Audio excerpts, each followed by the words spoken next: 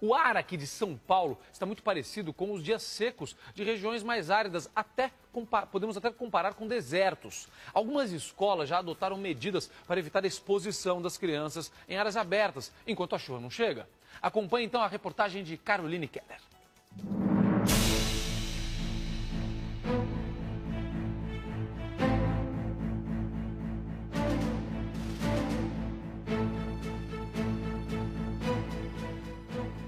São Paulo viveu uma semana catastrófica, com clima semelhante ao do maior deserto do mundo.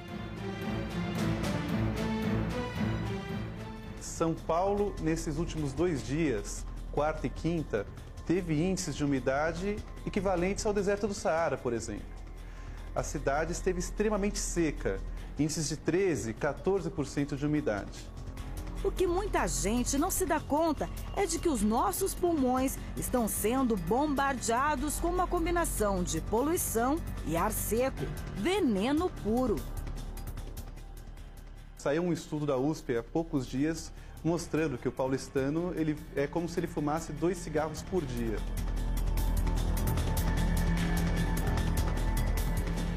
Em algumas regiões da capital paulista, o ar parece ainda mais nocivo. A Zona Leste e o Centro são as mais afetadas, assim como as grandes avenidas que concentram o maior número de veículos.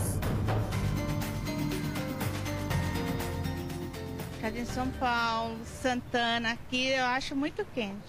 Santana eu acho que é um pouco melhor do que no centro, né? Agora há pouco eu estive lá e eu senti uma diferença nada.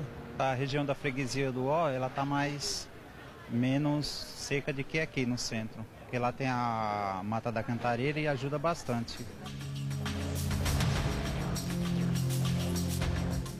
A umidade relativa varia um pouco, mesmo dentro da cidade. A gente tem a Zona Sul, a região de Parelheiros, por exemplo, que está bem próxima do litoral, então acaba tendo a umidade relativa um pouquinho mais alta em relação à Zona Leste ou à região central mesmo. Mas essa é uma realidade que não afeta apenas São Paulo. O país inteiro está ardendo em chamas. A terra de árvores frondosas e de tantas riquezas está pegando fogo. Engana-se quem pensa que a concentração de poluição afeta apenas as grandes cidades. O interior sofre também.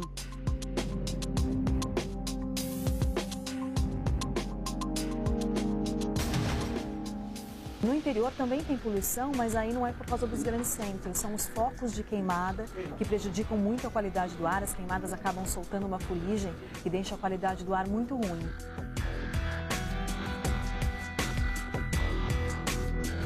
Isso tudo ocorre porque a massa de ar seco, que cobre a maior parte do país, impede o avanço da frente fria.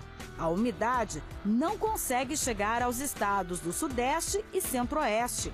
A última frente fria passou pelo estado de São Paulo no dia 16 de julho. Em alguns lugares do Centro-Oeste, a situação é mais crítica. Não chove há mais de 4 meses. O nível de umidade do ar está em 10%. A equação desses dias iguais aos de desertos é assim: quanto mais alta a temperatura, menor é a umidade relativa do ar. O tempo seco também mudou a rotina nas escolas da capital paulista. A Secretaria Municipal de Educação enviou um comunicado aos diretores de escolas recomendando cuidados com as crianças e os adolescentes. Nos dias mais quentes, evitar a exposição dos alunos ao ar livre, beber muita água e usar protetor solar. O mesmo ocorre em escolas particulares. Nesta, na Zona Norte, o parquinho está vazio. Ninguém brinca mais na rua. As crianças se concentram em áreas cobertas como essa. O melhor da brincadeira é ficar no chão geladinho. As atividades que eram feitas no pátio externo agora são todas internas por causa dessa umidade do ar. O ar está muito seco. As canecas já ficam em cima da mesa. No meio da brincadeira, pausa para tomar água. Mas a situação pode ficar ainda pior. com certeza é o desmatamento que está fazendo isso, né? Não tem nem dúvida. Porque quanto mais árvore corta, mais fumaça, né? Eles estão queimando tudo, né? E o resultado são vidas ameaçadas pelo clima seco.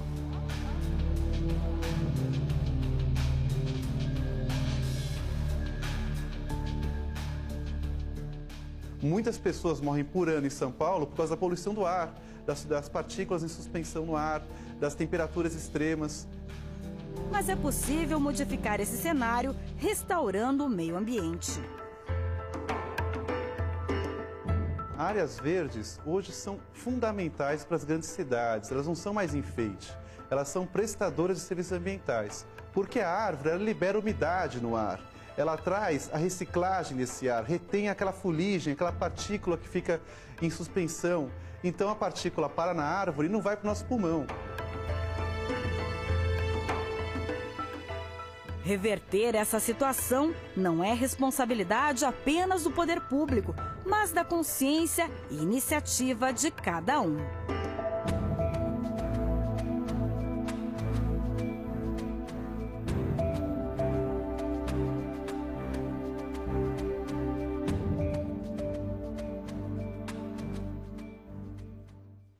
Somente neste mês de agosto, São Paulo entrou 9 vezes em estado de atenção. Nós vamos falar mais sobre o tempo seco logo depois do intervalo. A gente volta rapidinho com jornalismo, com informação e com muito mais hoje em dia. É rápido.